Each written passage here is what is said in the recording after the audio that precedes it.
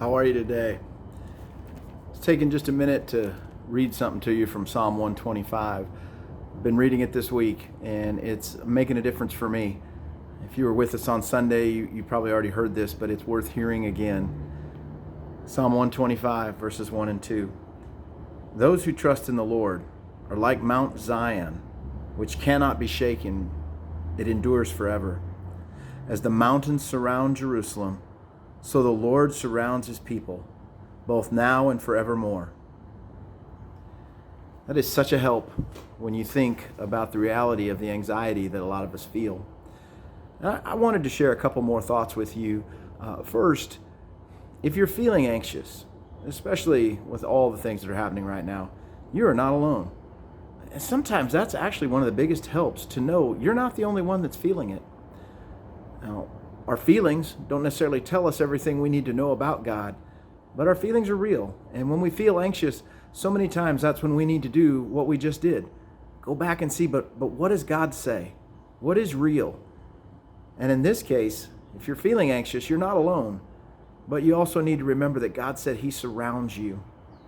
Now, I know that one message on anxiety that we posted and shared this Sunday, called Mark Safe, one message is not going to fix it. You didn't get here because of one thing, and you're not going to get out of this because of one thing.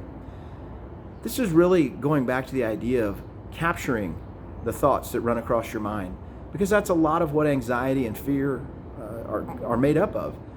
It are thoughts that we allow to run loose in our head about what might happen and what things could go wrong or why things might be lost. The reality is, those are thoughts that are running free through our brain, and they end up changing the way we feel, and that's where our fear and anxiety comes from. Paul talked about this. He said we have to take every thought captive. Again, this isn't ignoring your feelings. This is just recognizing, you know what? Those thoughts of what I might lose or what bad thing could happen or how I'm uncomfortable or how I'm insecure, those negative thoughts are not from God. And they can be captured. It's simply a matter of saying, you know what, but that's not true. That's not what God says about me. God says he's with me. God says that he has encircled me. God says that I am unshakable. And we have to take control of those thoughts. So you didn't get anxious and fearful in a moment, and you're not going to feel great security and peace in just a moment. It is a process. It's countering your feelings with facts. It's taking thoughts captive. Like I said, you're not alone in this. Almost everybody I know is fighting this same battle. So I want to tell you that I am praying for you, and I want to remind you that even better than that, Jesus is praying for you. As we talked about in John 17, Jesus prayed that his Father would guard you and that he would keep you safe from the evil one. So again, if you're feeling fearful, if you're feeling anxious, counter those feelings with the facts. God has surrounded me. Jesus is praying for me. And I am secure because of who he is, not because of all the things that I've done or can do or have arranged. Because I am God's son, I am God's daughter, and we together are the people of God. We are secure because God is sure of us and we can be sure of him.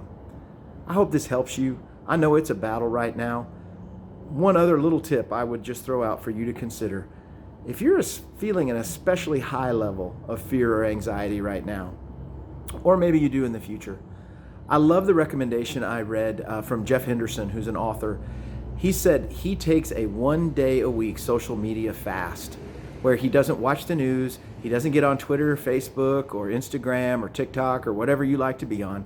He just sets it all aside, not to bury his head in the sand, but just as a realization he needs a break from the things that have caused him some levels of fear and anxiety and stress. Maybe that's your situation too. Maybe you need to take a day a week where you don't watch the news, you don't get on social media, you simply enjoy the life that God's given you, you rest in the peace and security that he provides, and you find your anxiety, your fear melting away. So hey, I'm in your corner. I'm praying for you. Like I said, better than that, Jesus is praying for you. There's lots of options. I hope you have a great week that's marked by how secure you feel with your Father. Thanks, and we'll talk to you again soon.